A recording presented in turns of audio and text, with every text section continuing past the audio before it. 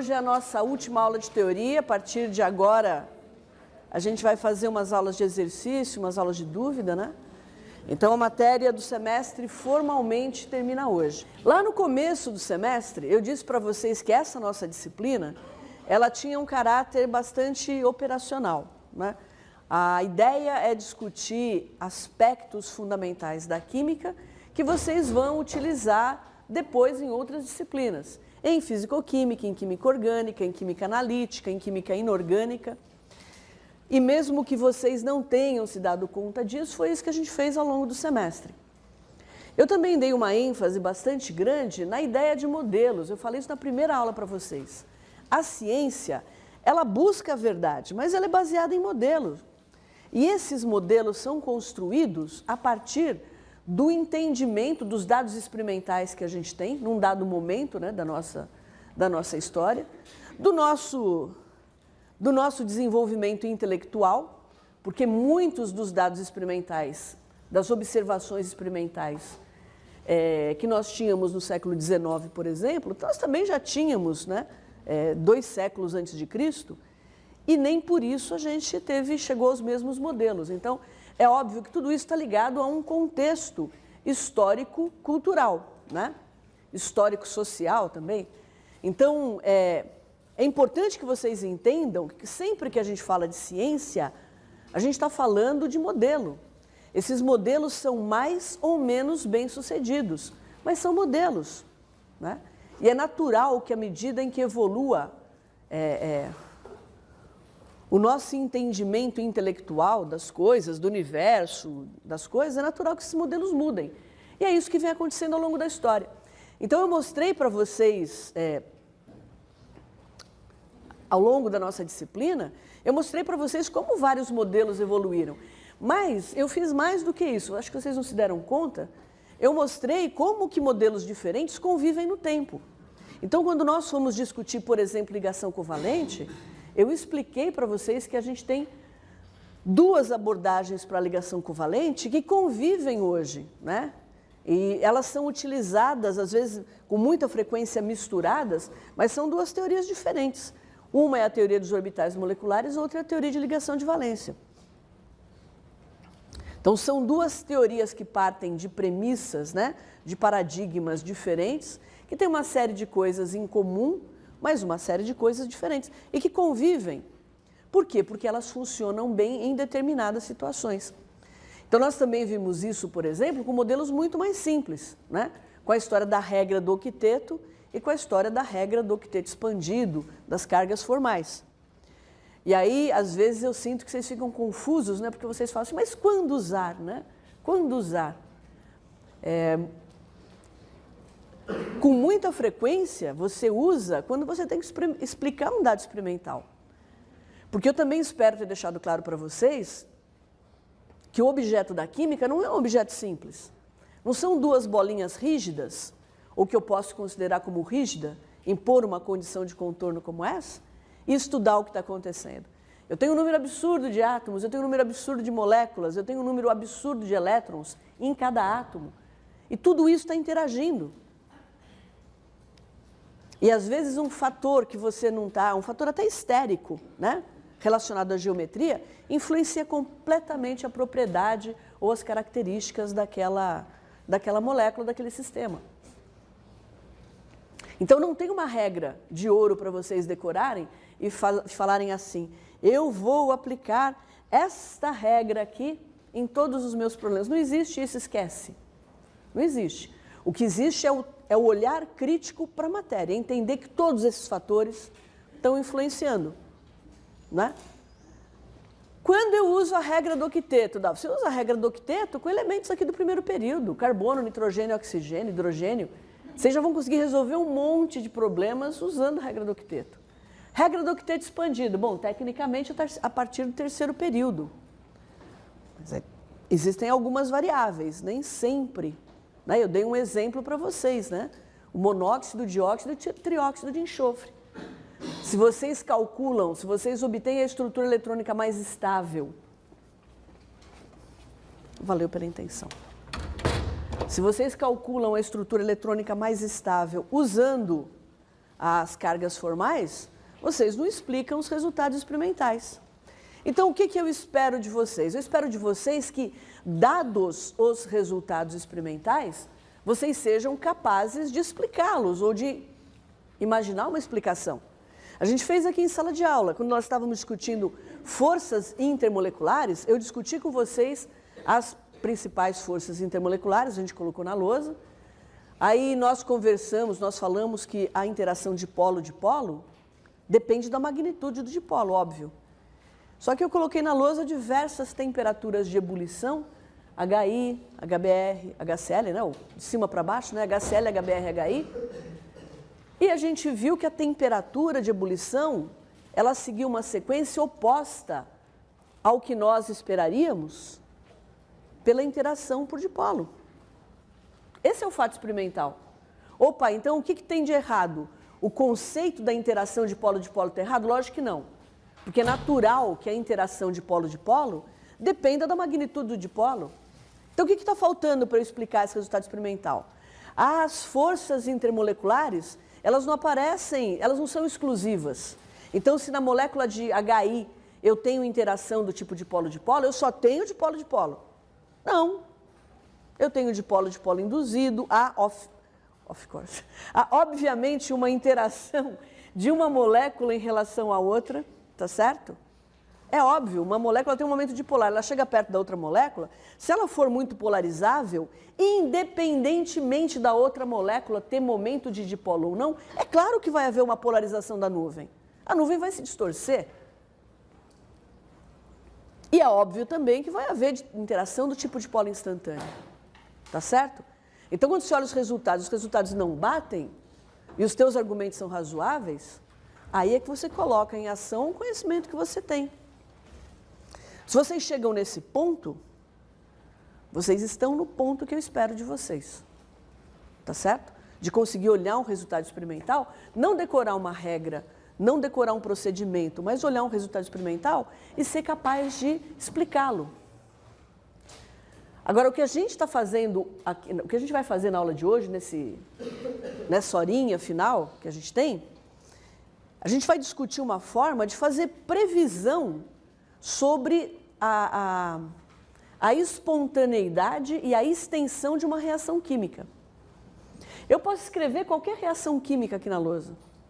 Será que aquela reação química pode acontecer ou não? Eu tenho duas respostas possíveis, né? Pode ser uma reação química favorecida termodinamicamente e pode ser uma reação química favorecida cineticamente. As duas coisas, apesar de relacionadas, são diferentes. Eu posso ter uma reação extremamente favorecida do ponto de vista termodinâmico, né? O exemplo que eu tenho que repetir de novo, mas é um exemplo que eu acho legal, é hidrogênio e oxigênio. Se vocês colocarem hidrogênio e oxigênio dentro de um balão, fecharem e ficarem olhando para ver quando vai formar água, vocês vão ficar sentados lá na frente, os cabelos vão ficar brancos, vocês não vão ver água nenhuma. Aí os filhos de vocês virão, continuarão olhando o balão, os netos deles provavelmente não vai ter água. Muito provavelmente ninguém vai ver água. Agora, se a gente for escrever na lousa, com tudo que a gente aprendeu sobre a espontaneidade, se a gente for olhar a entropia, você fala, mas Dalva, daqui a umas 4 encarnações, mais ou menos, a gente se encontra, vocês falam assim para mim, Dalva, eu fui sua aluna do curso de Química Geral, e aí você falou que as transformações espontâneas, elas levam ao aumento da entropia do universo. Eu fiz as contas, eu vi que hidrogênio e oxigênio dando água é termodinamicamente espontâneo. Você me enganou. O ΔS do universo é positivo. E eu fiquei esperando na frente do balãozinho, não formou água. Meus filhos ficaram esperando na frente do balãozinho que tinha hidrogênio e oxigênio, não formou água. Os netos dos meus filhos, os bisnetos dos meus filhos. E você enganou a gente, Dalva. Aí eu vou dizer, não enganei ninguém. Porque esse é o aspecto termodinâmico. Eu não discuti, nem vou discutir com vocês o aspecto cinético. Isso é objeto de uma outra disciplina que vocês vão fazer. Mas não importa o quão favorecida seja a reação química do ponto de vista termodinâmico, se ela não for também favorecida do ponto de vista cinético. Eu posso ter uma reação química que leva a um aumento da entropia do universo enorme, gigantesco, cavalar. Mas aquela reação em particular, se ela não for cineticamente favorecida, ela vai demorar muito tempo para acontecer. Tá certo? Tem uma coisa da qual nós também não vamos falar, que é a história da energia de ativação, que vocês já ouviram falar no ensino médio, né? E quanto maior for essa energia de ativação, que é uma barreira de energia que eu preciso vencer para que a reação possa acontecer, quanto mais alta essa barreira de energia for, mais desfavorecida vai ser termodinamicamente essa reação química. Quanto mais baixinha essa barreira de energia for, mais rápida, cineticamente, a reação vai acontecer. É por isso que, por exemplo, no caso do hidrogênio com o oxigênio, se eu coloco naquele balãozinho um catalisador, qual que é o papel do catalisador? É diminuir essa barreira de energia, é diminuir essa energia de ativação.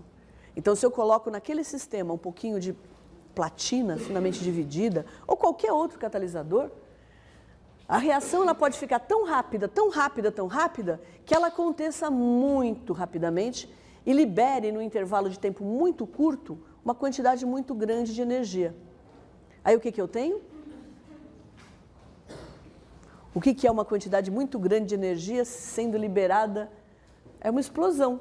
Se eu coloco um catalisador num sistema como esse, a reação pode ser tão rápida que eu tenho uma explosão. Tá certo? Então, está claro para vocês? Não usem, quando vocês estiverem discutindo isso que a gente está vendo, não usem a palavra rapidamente, mais lentamente, porque não se aplica. Rapidamente, lentamente, tem a ver com cinética. E nós não estamos discutindo cinética. A gente está discutindo termodinâmica. Tá certo? O que nós vimos? Nós vimos que quando eu me disponho a entender o que está acontecendo com uma reação química, tem duas grandes perguntas que a gente sempre quer responder. Uma, aquela reação é espontânea, ela vai acontecer? Eu escrevo ela no papel, mas essa reação vai acontecer? A outra coisa que é importante eu saber é, ok, ela vai acontecer, mas ela vai acontecer em grande extensão? Quer dizer, ela vai formar bastante produto ou ela vai formar uma merrequinha de produto? Um pouquinho só? São as perguntas que a gente tem que responder. Então, de um certo modo, quando nós, lá atrás, lá no início do semestre, quando nós fizemos aquele monte de cálculo de constante de equilíbrio, vocês lembram que eu discuti com vocês, a constante de equilíbrio, ela reflete a probabilidade da reação acontecer. Não é? Então, se eu tenho uma constante de equilíbrio muito grande, aquela reação química ela tem uma probabilidade muito grande de acontecer. E sendo assim, em acontecendo, ela vai gerar muito produto. Hoje a gente vai fazer o vínculo desse conceito com a termodinâmica, tá certo? Bom, como eu sei se a transformação vai acontecer ou não vai acontecer espontaneamente, né? Esse critério de espontaneidade, ele é bastante discutido na literatura ligada à educação. Para nós, esse critério de espontaneidade significa simplesmente acontecer ou não acontecer. Eu não quero nenhuma discussão filosófica mais sobre isso. E aí nós vimos que, por exemplo, eu não posso usar o conceito de energia. Eu não posso usar a variação de entalpia para saber se a reação vai acontecer ou não. Então, da física, da mecânica, a gente aprende que os corpos vão tender sempre a minimizar a energia deles, não é? Só que a energia olhada do ponto de vista da entropia, ela não serve para nós. Por que não serve? Por que eu não posso usar a entropia? Bom dia. Como critério para a espontaneidade?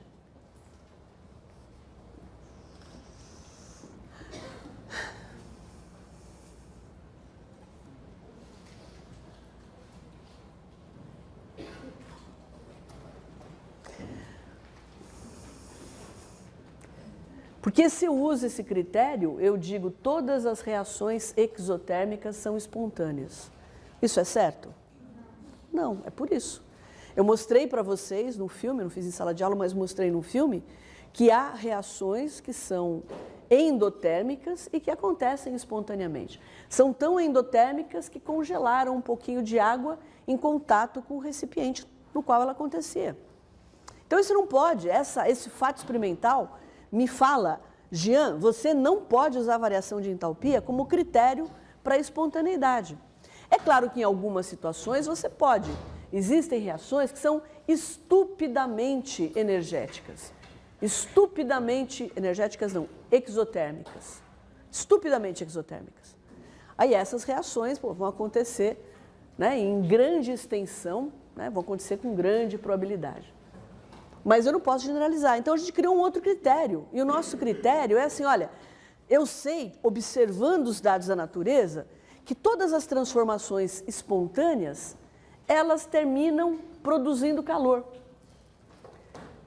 Então, de alguma forma, se a energia, qualquer tipo de energia, está se degradando em calor, que é a forma mais desorganizada de energia, eu tenho aí uma dica da tal da seta do tempo. Qual é o sentido das transformações espontâneas?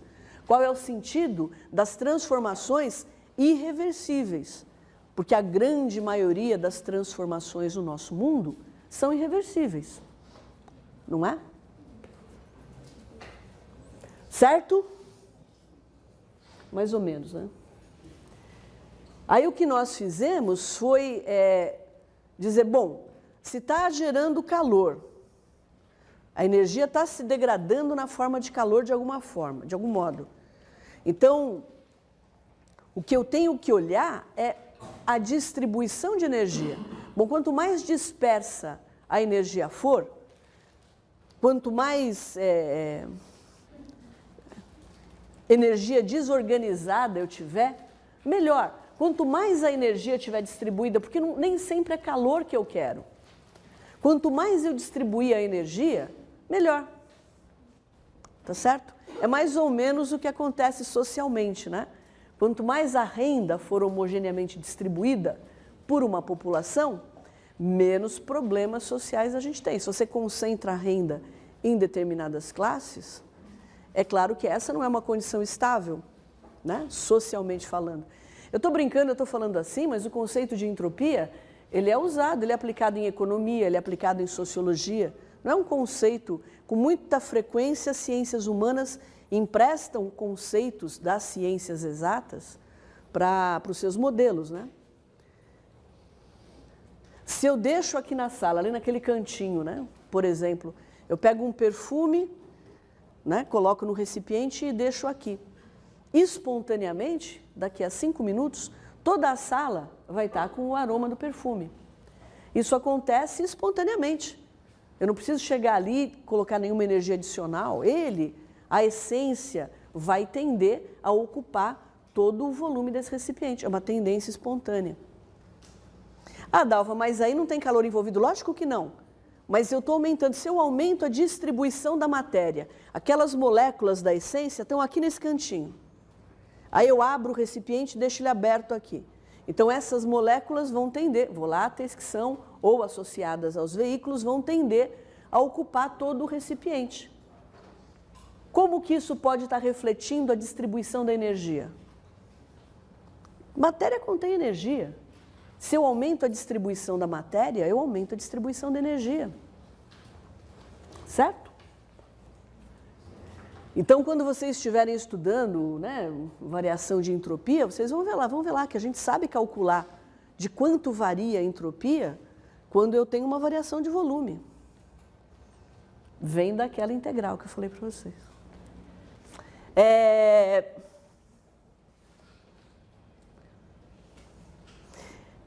A grandeza, a propriedade termodinâmica que mede, então, essa distribuição da energia, essa dispersão da energia, é a entropia. Então, por favor, a entropia, ela não mede a quantidade de energia. ΔS não está relacionado à variação na quantidade de energia. Não está. O ΔS está relacionado à variação na dispersão da energia, da distribuição. Se a energia está mais concentrada e ela vai para uma forma mais dispersa, em qualquer sentido, a entropia está aumentando. Se ela vai de uma forma dispersa e vem para uma forma concentrada, ela está diminuindo. Diga. Se uma reação ela é espontânea Sim. e endotérmica, Sim. como aquela dos dois sais, a energia a entropia do universo, ela vai diminuir. Aumentar? Sempre aumentar. Sempre. Mesmo em reações endotérmicas. Mesmo.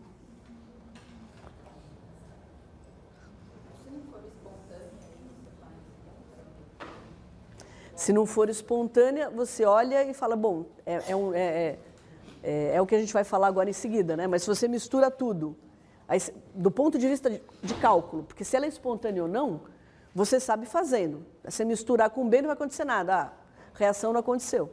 Agora, do ponto de vista de cálculo, como é que você faz? Você usa parâmetros termodinâmicos, que a gente já fez na semana passada, e aí você encontra um valor de ΔS do universo negativo. Você sabe que aquela reação não vai acontecer.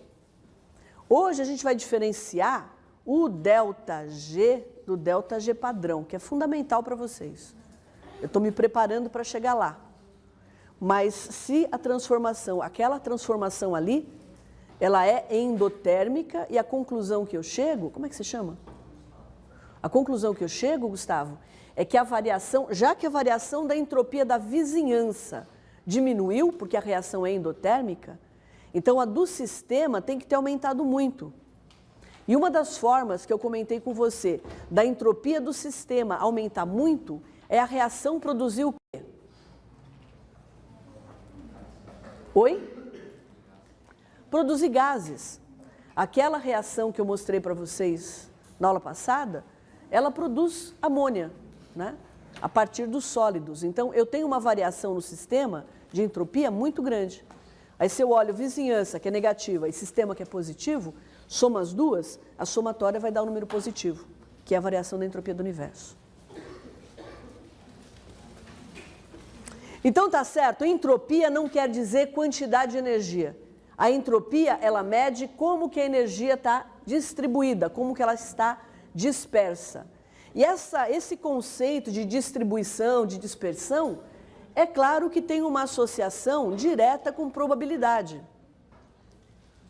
Tá certo? Quanto mais possibilidades eu tiver de rearranjar partículas, por exemplo, que ocupam um volume grande, se eu tenho um certo número de moléculas de um gás que ocupam um volume pequenininho, eu tenho menos possibilidades de distribuir essas moléculas no espaço do que se elas ocuparem um volume muito maior. Então, essa possibilidade, essa associação com a estatística é que faz o link com a probabilidade. Se eu aumento o número de possibilidades de distribuição no meu sistema, estou aumentando a entropia. Eu estou aumentando a dispersão. Vou dar um exemplo que nós já vimos em sala de aula, que é a ressonância. Quando nós temos uma espécie química, tá certo? Como o sulfato, por exemplo, que nós fizemos em sala de aula.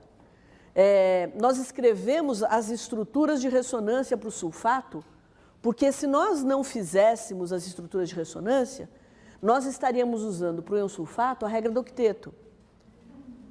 E com a regra do octeto, nós não explicaríamos os fatos experimentais, que são distâncias de ligação mais curta do que a distância SO simples. Isso é um fato experimental.